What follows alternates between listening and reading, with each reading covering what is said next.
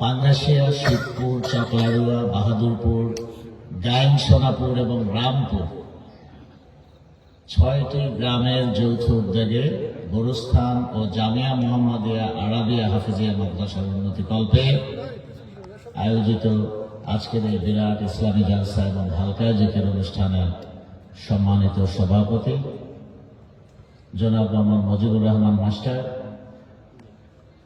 উপস্থিত অত্র গ্রামের সম্মানিত মুসল্লিয়ানে কেরাম, পর্দার অন্তরালের মা বোনেরা, সবার প্রতি আমার আন্তরিক সালাম। আসসালামু আলাইকুম রহমতুল্লাহি ওয়া বারাকাতুহু। আসলে এই ইসলামী জালসা, ইসালে সওয়াব, হালকায়ে জিকির, তাফসীর মাহফিল এগুলোতে আসলেই সর্বপ্রথম যে কথাটি মনে পড়ে যায় সেটা হলো ঠিক আর কদিন আগে 5ই আগস্টের আগে যে বাংলাদেশ ছিল, সেই বাংলাদেশে আমাদের এই সম্মানিত আলেমরা, সম্মানিত মুহাদ্দিস মুফাসসির কেরাম যারা আছেন বাংলাদেশে, তাদের কি দুরবস্থা ছিল একটু চিন্তা করবেন। তারা কোথাও গিয়ে মন খুলে তাদের মতো করে কথা বলতে পারতেন না, তাই না? এক অশুভ সত্যি, বাংলাদেশ 92% মুসলমানের দেশ। শাহজালাল, শাহপরানের পূর্ণভূমি হচ্ছে এই বাংলাদেশ। এই দেশে একজন আলেম কোরআন থেকে তাফসীর করবেন, হাদিস থেকে আলোচনা করবেন,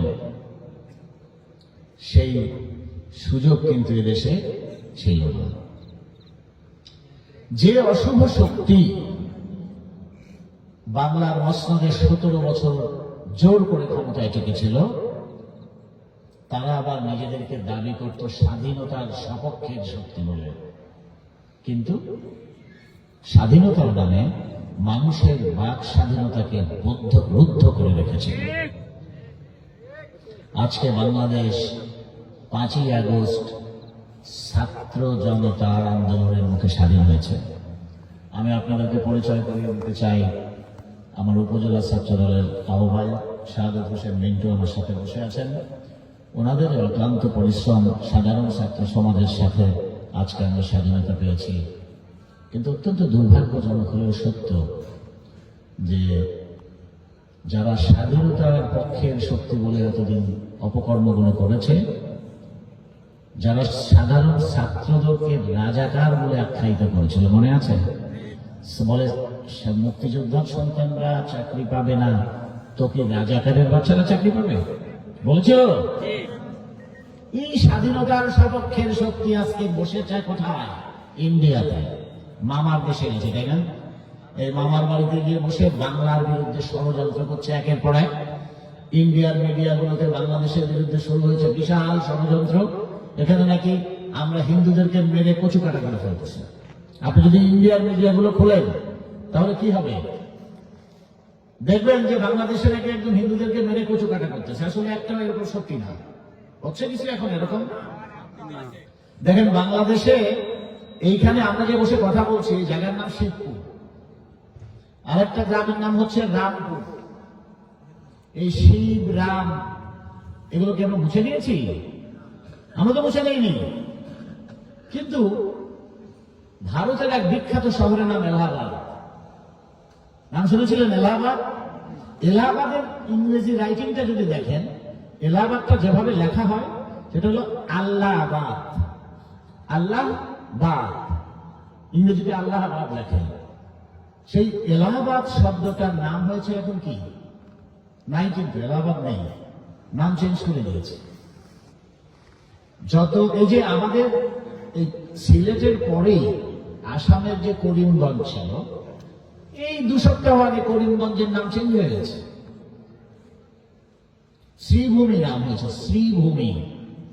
করিমগঞ্জে তো মুসলিম নেই, এই মুসলমানের নাম বদলে কি নাম রেখেছে? শ্রীভূমি। এলাহাবাদের নাম চেঞ্জ হয়ে গেছে।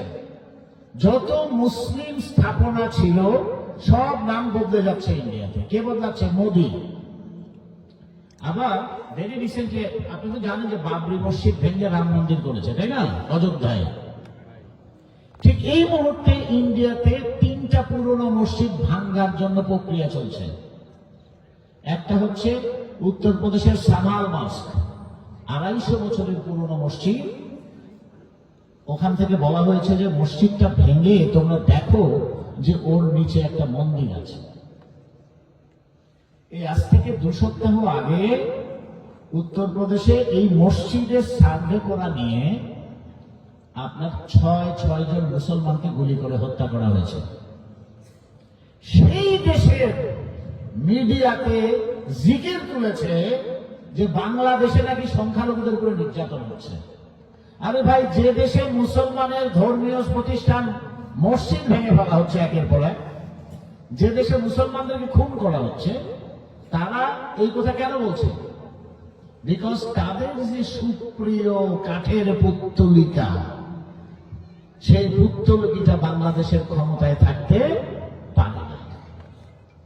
তারা যেভাবে চায় বাংলাদেশ চলুক, সেভাবে চালানোর মতো যে পুত্তলিকা, এই পুত্তলিকা তোমার ক্ষমতায় নাই। সুতরাং যেভাবে পারো বাংলাদেশকে অস্থির করে তোলো। সম্মানিত মুসলমান, আপনাদেরকে যে কথাটা আমি বলার জন্য এসেছি, আমরা সত্যি অত্যন্ত এক সংকটময় মুহূর্ত পার করছি। আমরা চাই, আমরা যারা জাতীয়তাবাদে বিশ্বাস করি, ইসলামী মূল্যবোধে বিশ্বাস করি, আমাদের কথা হচ্ছে যে একজন সম্মানিত মৌলানা সাহেব, মুফাসসির সাহেব, মুহাদ্দিস সাহেব এইভাবে যেভাবে শতাব্দী কাল ধরে বাংলার এই মাঠে ঘাটে তারা যেমন কোরআন হাদিস থেকে বক্তব্য দিচ্ছেন, সে স্বাধীনভাবে ইসলাম প্রচার করার কর্মকাণ্ড তারা চালিয়ে যাবেন, তাদেরকে কেউ বাধা দিতে পারবে না। কিন্তু এই স্বাধীনতা টিকিয়ে রাখার জন্য দরকার হচ্ছে যে এই যে সাম্প্রদায়িক মোদী সরকার, তারা ষড়যন্ত্র করছে আমাদের এই স্বাধীনতাকে নস্যাৎ করে দেওয়ার জন্য। আপনাদের প্রতি আমার সনির্বন্ধ অনুরোধ, সচেতন থাকবেন, সচেতন থাকতে হবে। এই যে যারা এতদিন স্বাধীনতার সপক্ষের শক্তি বলে নিজেদেরকে জাহির করেছে, এরা মোটেও স্বাধীনতার সপক্ষের শক্তি ছিল না। এরা আজীবন ভারতীয় দালাল ছিল, ভারতের রাজাকার ছিল। আজকে তারা হানাদার বাহিনীতে পরিণত হয়েছে। বাংলার স্বাধীনতার উপরে তারা নগ্ন হস্তক্ষেপ করছে। আমরা জানি হুব্বুল ওয়াতানে মিনলে ইমান, সবচেয়ে বড় ইমানি শক্তি হচ্ছে দেশপ্রেমের সাথে। আল্লাহ রাসূল বলে দিয়েছেন দেশপ্রেম ইমানের অঙ্গ।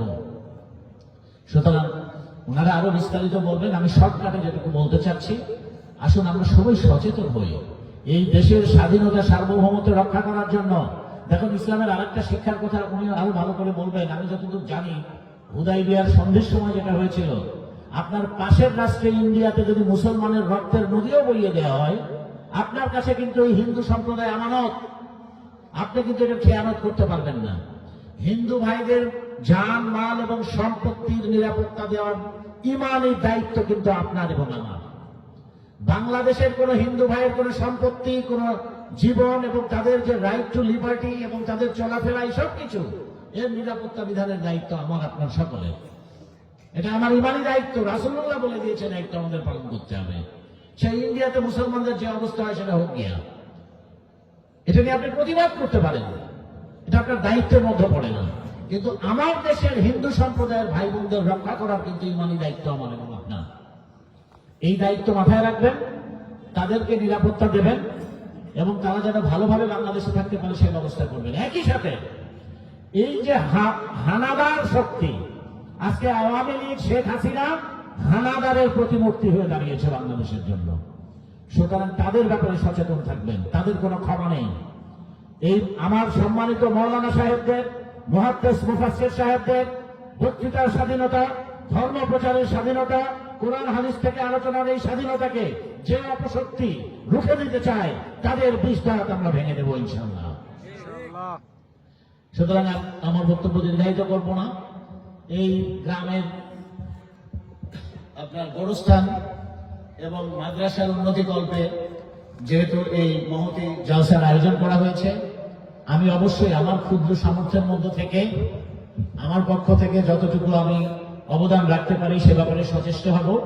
আমি সচরাচর প্রকাশ্যে এই দান করি না, আমি আপনাদের ম্যানেজমেন্ট কমিটির সাথে যোগাযোগ করে আমার দিক থেকে যতটুকু অবদান দেখার আছে আমি অবশ্যই সেটা করে দেবো। আপনারা সবাই আমার জন্য দোয়া করবেন, আপনাদের সবার জন্য দোয়া রইল। সচেতন থাকবেন। বাংলাদেশের স্বাধীনতা আমাদের চেয়ে সবচেয়ে মূল্যবান। এই মূল্যবান স্বাধীনতা সার্বভৌমত্বের জন্য আমি, আপনি, আমরা সবাই মিলে যদি দাঁড়িয়ে যাই, পৃথিবীর কোনো শক্তি নেই আমাদেরকে পরাজিত করে। সবাই দোয়া করবেন, ভালো থাকবেন। আসসালামু আলাইকুম ওয়া রাহমাতুল্লাহি ওয়া বারাকাতুহু।